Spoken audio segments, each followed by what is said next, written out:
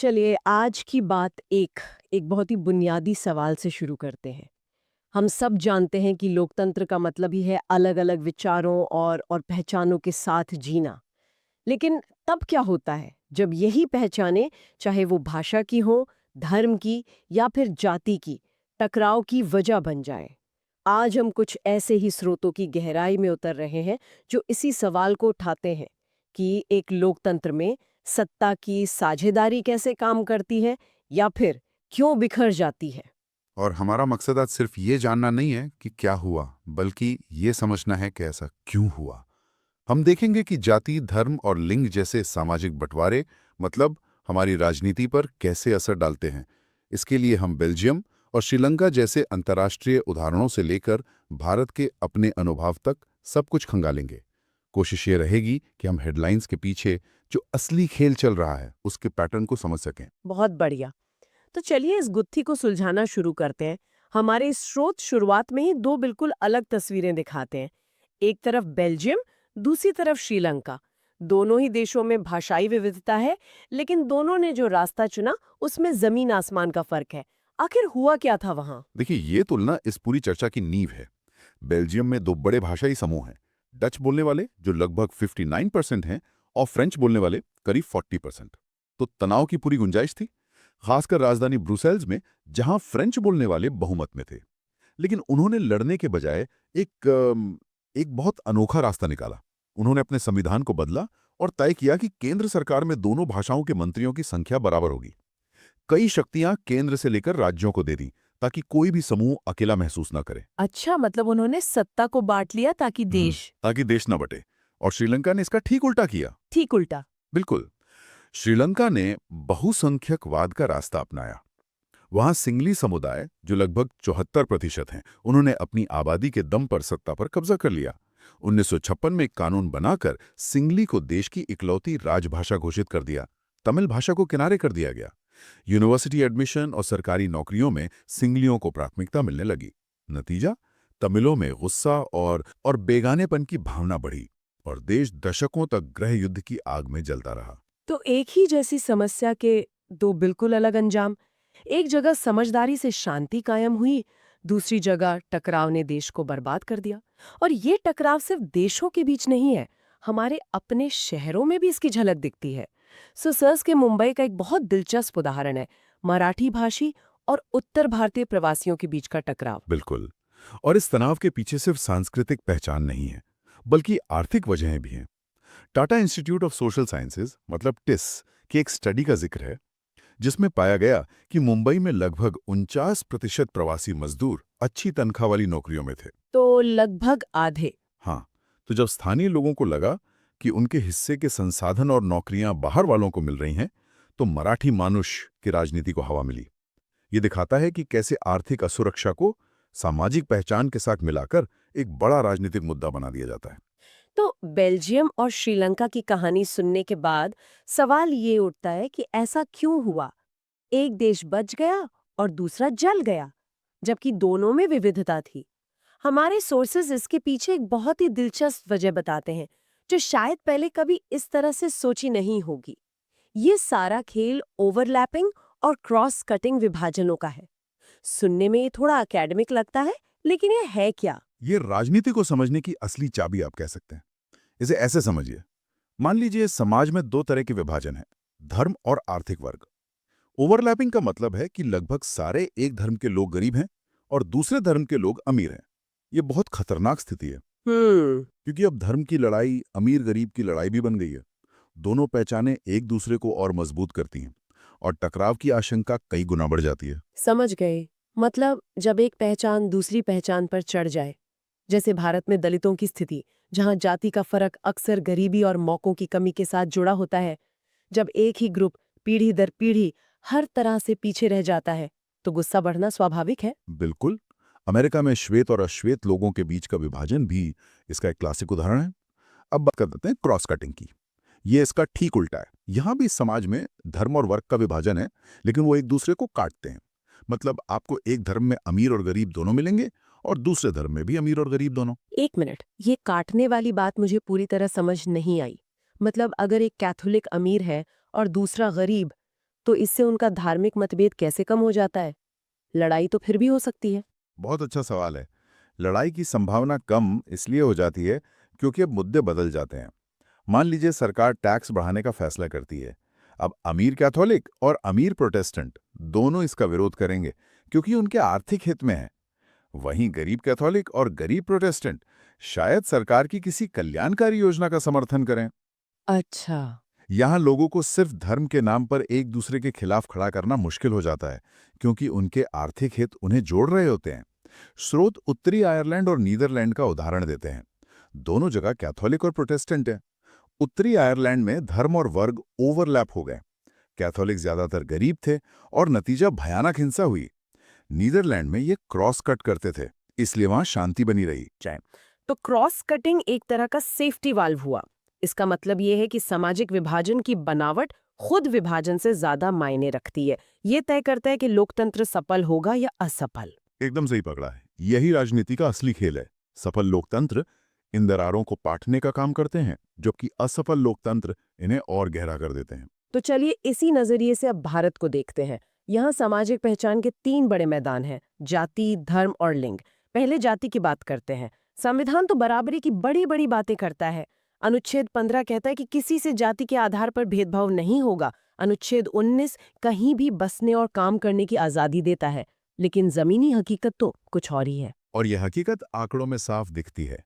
हमारे स्रोतों में 1999-2000 के एक सर्वे का डेटा है जो आज भी काफी हद तक प्रासंगिक है।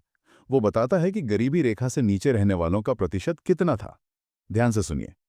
ग्रामीण इलाकों में अनुसूचित जनजातियों मतलब एसटी की 45.8% आबादी गरीब थी। शहरी इलाकों में अनुसूचित जातियों एससी की 38.3% आबादी। और इसकी तुलना में ग्रामीण इलाकों में हिंदू अगड़ी जातियों की सिर्फ 11.7% आबादी ही गरीब थी। ये आंकड़े तो चौंकाने वाले हैं। ये सिर्फ नंबर नहीं है, ये पीढ़ियों की कहानी बता रहे हैं। ये साफ दिखाते हैं कि जाति और आर्थिक मौके एक दूसरे से कितने गहरे जुड़े हुए हैं। ये तो हुई सामाजिक आर्थिक तस्वीर। लेकिन चुनावों में इसका क्या होता है? हम हमेशा जाति वोट बैंक की बात सुनते हैं कि फला जाति तो सिर्फ उसी पार्टी को वोट देगी। क्या ये इतना सीधा है? नहीं नहीं, ये उसे कहीं ज्यादा पेचीदा है। सोर्सेज इसके पीछे 3 बड़ी वजह बताते हैं। पहली, भारत के किसी भी एक संसदीय क्षेत्र में किसी एक जाति का इतना बहुमत नहीं होता कि वो अकेले दम पर किसी को जिता दे। पार्टियों को एक सामाजिक गठबंधन बनाना ही पड़ता है। कई जातियों को साथ लाना पड़ता है। और दूसरी वजह ये होगी कि एक ही जाति के सारे लोग भी तो एक ही पार्टी को वोट नहीं देते। बिल्कुल। जिसे हम वोट बैंक कहते हैं, उसका मतलब बस ये होता है कि उस जाति के ज्यादातर लोग उस पार्टी की तरफ झुके हुए हैं, लेकिन सब नहीं। और तीसरी और सबसे दिलचस्प बात जो सोर्सेज बढ़ाते हैं वो ये है कि हमेशा जाति राजनीति को प्रभावित नहीं करती। कभी कभी राजनीति भी जाति को बना देती है। पार्टियां वोट के लिए अलग अलग जातियों और उपजातियों को मिलाकर पिछड़ा या अगड़ा जैसे बड़े बड़े ग्रुप बना देती हैं। तो ये एक टू वे ट्रैफिक है ना? हाँ, बिल्कुल। जाति की तरह ही एक और पहचान है जो भारत की राजनीति में अक्सर तूफान ला देती है, और वो है धर्म। हम्म। गांधी जी का इस बारे में एक बहुत ही अलग नजरिया था जो हमारे सोर्सेज में बताया गया है। हाँ, और आज के समय में उसे समझना बहुत जरूरी है। गांधी जी कहते थे कि धर्म को राजनीति से अलग नहीं किया जा सकता। लेकिन उनके लिए धर्म का मतलब हिंदू, इस्लाम या कोई और मजहब नहीं था। उनके लिए धर्म का मतलब था नैतिक मूल्य, यानी एथिक्स, जो हर धर्म सिखाता है। वो चाहते थे कि राजनीति इन नैतिक मूल्यों पर चले। और ये सोच उस चीज से बिल्कुल अलग है जिसे हम आज सांप्रदायिकता या कम्युनलिज्म कहते हैं। जमीन आसमान का फर्क है। सांप्रदायिकता का जहर तब फैलता है जब लोग ये मानने लगते हैं कि धर्म ही राष्ट्र का आधार है। जब ये सोच हावी हो जाती है कि हमारा धर्म दूसरों से बेहतर है और देश के संसाधनों पर पहला हक हमारा है, फिर राजनीति का इस्तेमाल अपने धर्म के लोगों को दूसरे धर्म के खिलाफ भड़काने और वोट बटोरने के लिए किया जाता है। ये धर्म का सबसे खतरनाक राजनीतिक इस्तेमाल है। इसी खतरे से बचने के लिए हमारे संविधान निर्माताओं ने भारत को एक धर्मनिरपेक्ष यानी सेक्युलर देश बनाया।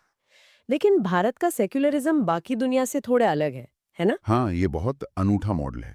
पहली बात, भारत का कोई राजकीय धर्म नहीं है, जैसे पाकिस्तान का इस्लाम या श्रीलंका का बौद्ध धर्म। सरकार की नज़र में सब बराबर हैं। दूसरी, हर किसी को अपना धर्म मानने और उसका प्रचार करने की पूरी आज़ादी है। लेकिन तीसरा पॉइंट सबसे खास है। भारतीय सेक्युलरिज्म का मतलब ये नहीं है कि सरकार धर्म के मामलों से बिल्कुल दूर रहेगी। अगर जरूरत पड़े तो सामाजिक सुधार के लिए सरकार हस्तक्षेप कर सकती है, जैसे छुआछूत और बैन लगाना।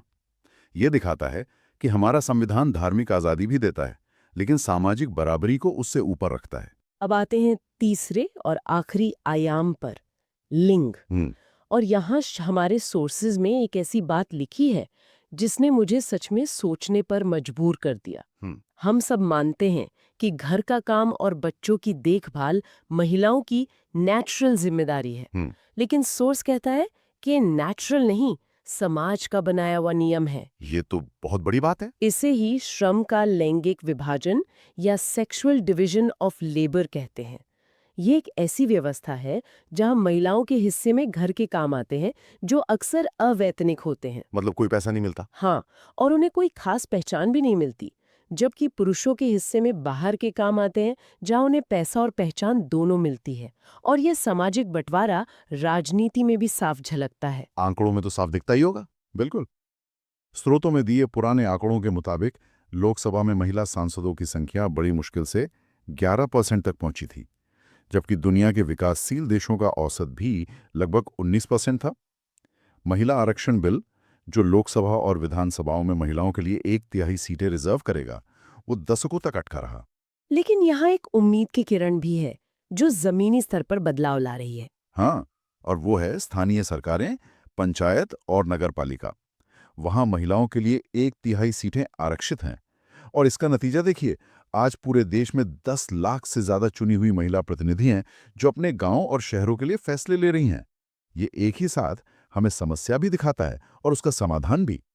ये साबित करता है कि जब मौका मिलता है तो महिलाएं राजनीति में किसी से कम नहीं हैं। तो आज के इस पूरी बातचीत का निचोड़ क्या है? हमने बेल्जियम और श्रीलंका के उदाहरण से सीखा कि सत्ता का बंटवारा कितना जरूरी है। हमने ओवरलैपिंग और क्रॉस कटिंग विभाजन के जरिए समझा कि कुछ समाज क्यों बिखर जाते हैं और कुछ क्यों जुड़े रहते हैं। और फिर हमने भारत में जाति, धर्म और लिंग के जटिल ताने बाने को देखा। ये तो साफ है कि सामाजिक विभाजन हर लोकतंत्र की सच्चाई है। बिल्कुल। और नतीजा इस बात पर निर्भर नहीं करता कि विभाजन है या नहीं, बल्कि इस बात पर कि उस देश की राजनीति और समाज उन विभाजनों से निपटते कैसे हैं। निष्कर्ष यह है कि जाति, धर्म और लिंग ये कोई अलग अलग डिब्बे नहीं हैं। ये पहचानें एक दूसरे से जुड़ी हुई हैं और मिलकर किसी इंसान की जिंदगी के मौकों को तय करती हैं। एक स्वस्थ लोकतंत्र इन पहचानों को दबाता नहीं, बल्कि उन्हें स्वीकार करता है और सत्ता में साझेदारी के जरिए सबको साथ लेकर चलने की कोशिश करता है। इस चर्चा के अंत में एक सवाल मेरे मन में घूम रहा है। सोर्सेज ये तो कहते हैं कि लोकतंत्र में राजनीति अलग अलग सामाजिक समूहों को अपनी बात रखने का मंच देती है, जो अच्छी बात है। लेकिन सोचने वाली बात ये है कि किसी समूह की पहचान को आवाज देने और उसी पहचान की दीवारों को और मजबूत करने के बीच की वो बारीक रेखा कहाँ है? विविधता का जश्न मनाना कब विभाजनों की खाइयों को और गहरा करने का जोखिम बन जाता है?